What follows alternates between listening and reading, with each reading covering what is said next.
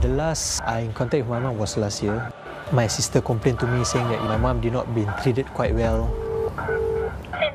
Have you visited Nenek or have you in contact with Nenek? No. This is making me a mental torture.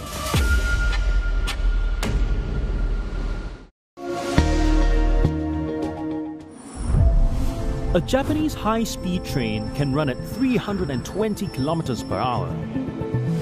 It is one of the fastest locomotives in the world, and it was inspired by this. The Kingfisher surprises its prey by its ability to dive at breakneck speed with barely any disturbance underwater. Mimicking the Kingfisher, engineers added a beak-like nose to the trains to reduce wind drag and noise while exiting tunnels. A paint which repels dirt was inspired by this. The microtexture on the leaves of the lotus plant prevents dirt from sticking.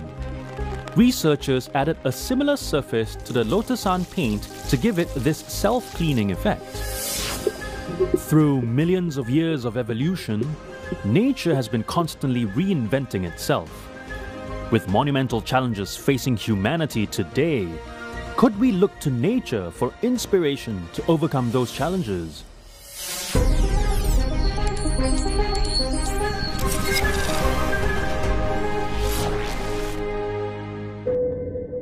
Modern warfare requires modern camouflage in order to survive. And what if I told you that the pioneering engineers of the camouflage we use are these guys?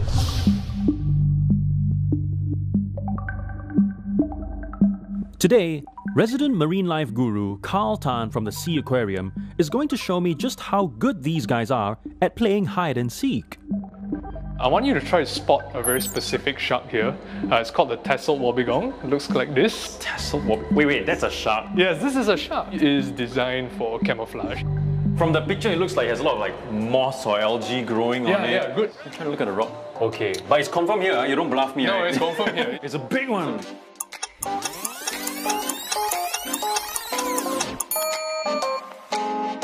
Okay, Josh, so I think I found the wobbegong. Okay, so if you look over there, you can sort of see like this very mild silhouette. We call them sit and wait predators. They like to just lie in wait in the seabed for unsuspecting fish to swim by. And how they can do so is because of the way they look, right? Right. Yeah. So there are other kinds of camouflage. So for example, the lionfish, it has these red and white stripes across its body. So this kind of like blurs the outline of the animal and makes it difficult to be identified to its predators. Camouflage is very prominent in the animal kingdom.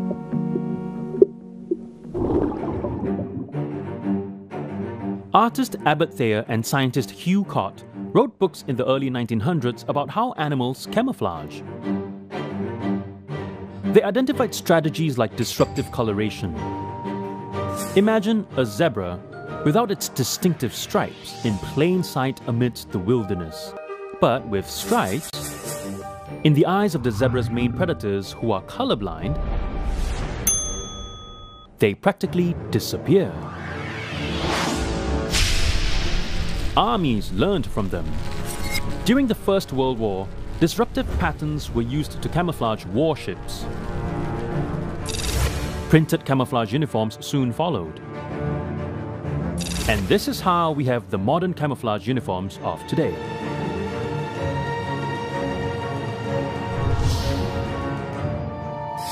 Finding survival techniques and solutions from nature is not new. But if this approach has come to prominence over the last few years, it's partly thanks to two women. Since 1998, Dr. Dana Baumeister and business partner Janine Benyus have advocated for an emerging discipline they call biomimicry, or biomimetic design. Hi Dana. Hi, how are you? How do you define biomimicry? We define biomimicry as the conscious emulation of nature's genius. It's based on the idea that life has been around for 3.8 billion years. Nature has a huge plethora of proven solutions. We can come up with ideas off the top of our head and imagine that they might work, or we can go outside and actually see these ideas working. So when we shift our relationship from nature as resource to nature as mentor, then we start treating nature as we would treat a teacher. We treat them kindly. Yeah, how big is biomimicry now? Biomimicry isn't an industry per se, but it is a practice that can be applied to any industry. So there is a group at Point Loma University in California that created something called the Da Vinci Index, and they looked at the full potential of what biomimicry offered across many, many different industries.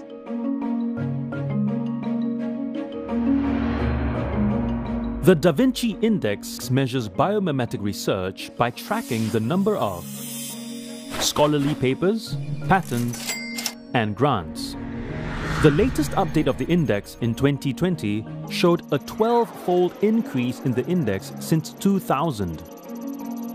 A 2018 market report estimates that the global biomimetic technology market could reach some $18 billion by 2028. Dr. Kelly Simon is one of the scientists contributing to the surge in biomimetic research. She's been finding solutions from Mother Nature for NASA. Yes, Joshua, nice to meet you. Nice to meet you. Why is NASA so interested in studying and learning from nature? When we actually think about NASA innovations, we think of flight or space flight. But actually, it's any type of fluid dynamics that we're looking at. So we're actually studying harbor seals. It's the seal whiskers in particular. I actually have a 3D printed seal whisker here. And what's interesting about this, you notice that it's not round. There's wavy bits. Yeah. Those wavy bits are really aerodynamic. Okay. How does that work? So those wavy bits actually create some swirls in the back, and it reduces the drag through the water. It's like taking a hot knife and slicing it through butter. These things actually cancels out the turbulence, and it reduces drag and propels it forward in a more efficient manner. And if we actually 3D print an airfoil, a wing, with these undulations, with these wavy bits, what we actually found was that it reduces the fuel consumption. It's 10% more efficient. And so we've actually turned to things like dragonflies, insect wings, because when you actually look at how insects fold their wings, it's really compact, and when it gets deployed, they can get quite big. Yeah. So when we deploy a satellite, we can deploy solar arrays based on insect wings. So some things in nature can actually adjust their wings and adjust their flight based on the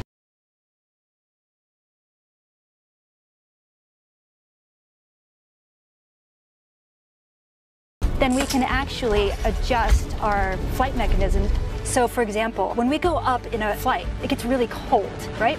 And we have de-icing. And so how does nature actually warm things up?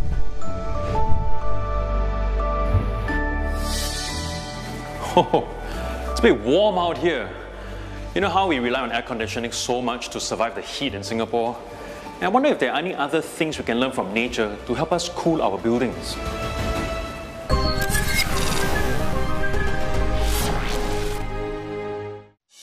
On Singapore Tonight, an internal review underway at Temasek over its failed investment in crypto firm FTX. Plus, a new program to help farmers rear seafood faster and more effectively. Join us at 10 p.m. Singapore-Hong Kong time.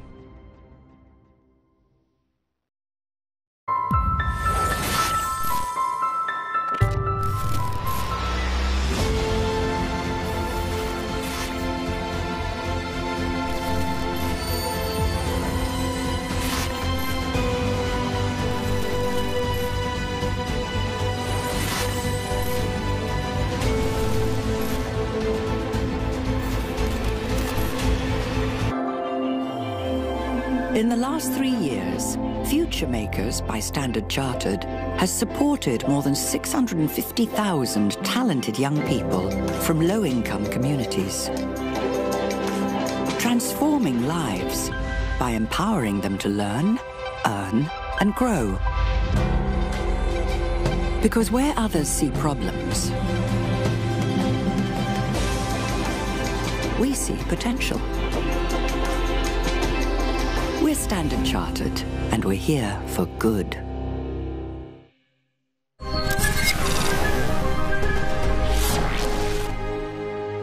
Singapore is hot and humid all year round, and we've been relying on air conditioning for respite.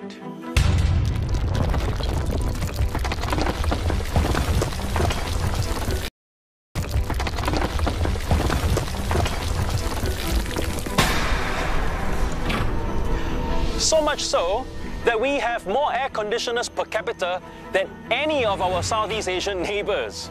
Carbon emissions from aircons alone make up almost 20% of our total carbon emissions. Second only to the industrial sector. In fact, every year, the average HDB dweller who has 4 aircon units generates more annual carbon emissions than driving a car. To cool our homes naturally, scientists in Singapore are taking their cues from the hot savannas of Africa, particularly one of its smallest creatures, termites. Termites construct their remains cooler. That cooler air sinks towards the nest, cooling it further. During the cold savanna nights, the currents are reversed. Air in the outer ducts cools faster and sinks. In the relatively warmer central chimney, the hot air rises. Together, the currents carry stagnant air away from the nest.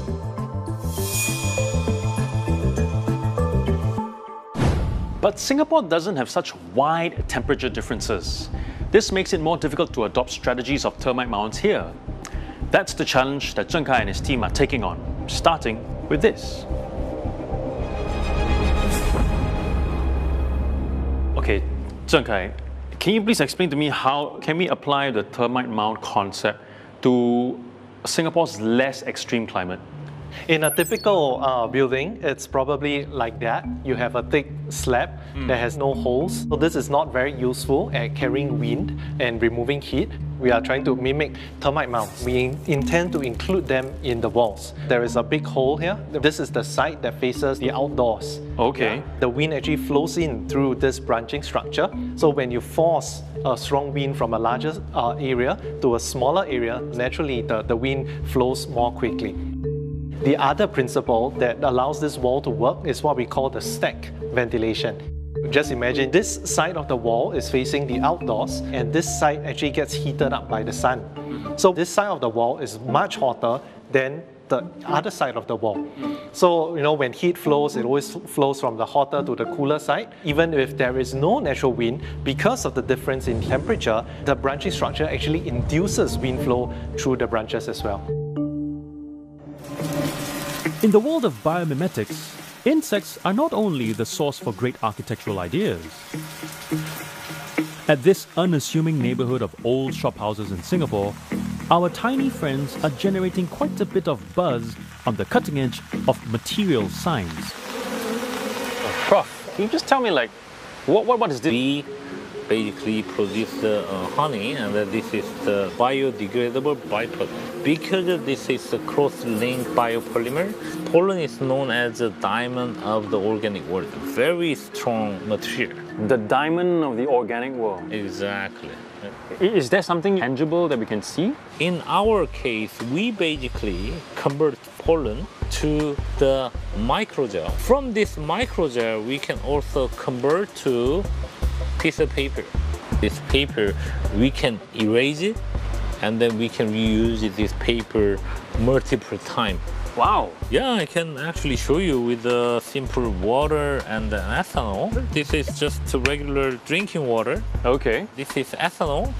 I put the printed paper inside the water. And then this process, what they're doing it's is curling up. They swell the paper, they start erase the printed material. It's almost gone, the ink is almost gone. What you do is now we put it in the ethanol. What does that do? To shrink. To shrink it down. Okay. Shrink the paper to the original form. I see.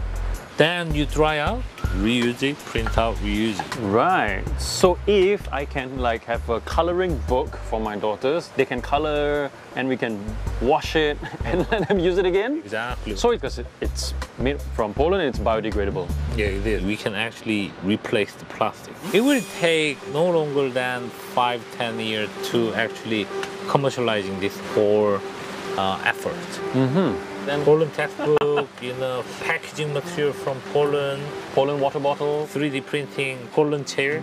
Poland chairs. Yeah, Poland chair from furniture. Poland. Our tables can be, we don't need to cut trees for this anymore. Exactly. Imagine these humble harvesting bees could well arrest the worsening plastic pollution crisis well within our lifetimes.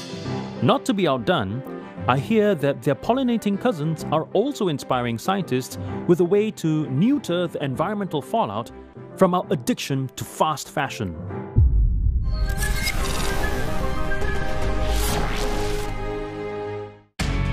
What are the financial forces driving Asia's rise? From cross-border business expansion and technology for digital connectivity to capturing growth opportunities in the region and beyond.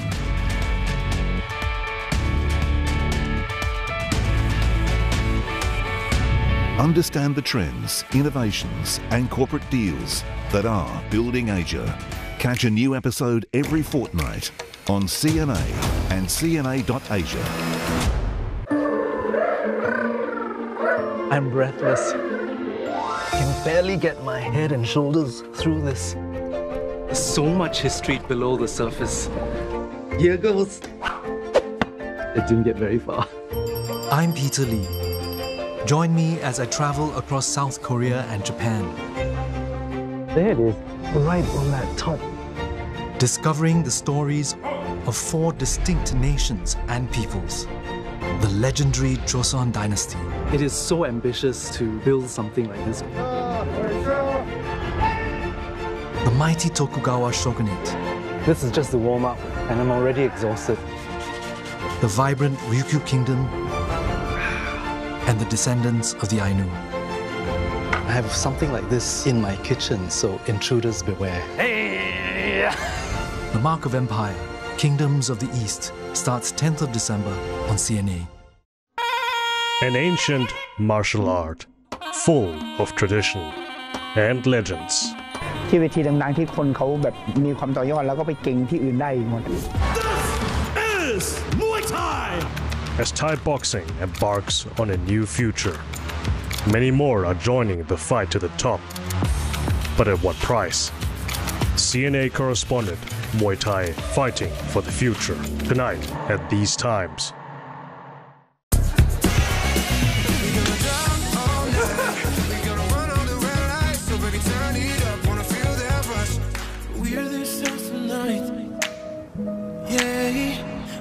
Mysore, Seoul.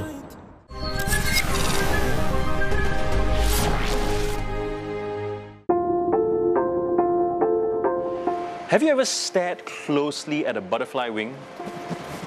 It's filled with tiny scales. On each scale, you have even tinier patterns that look like Christmas trees. Each structure is so fine that it is 1,000 times smaller than a human hair. And these microscopic scales are the obsession of one team at the Singapore University of Technology and Design, hoping to mimic these structures. Why are we trying to mimic a butterfly's wing? We are trying to mimic its ability to produce a whole range of colors without the use of dyes. So they do that by forming really fine structures on its wings that will scatter light in different ways. From just a droplet of liquid resin, Joel's team uses very fine laser beams to 3D print a shape that mimics the nanostructures found in butterfly wings.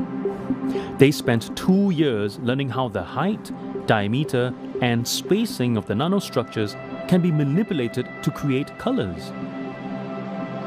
So the structures that we print is what we call the nanopillar.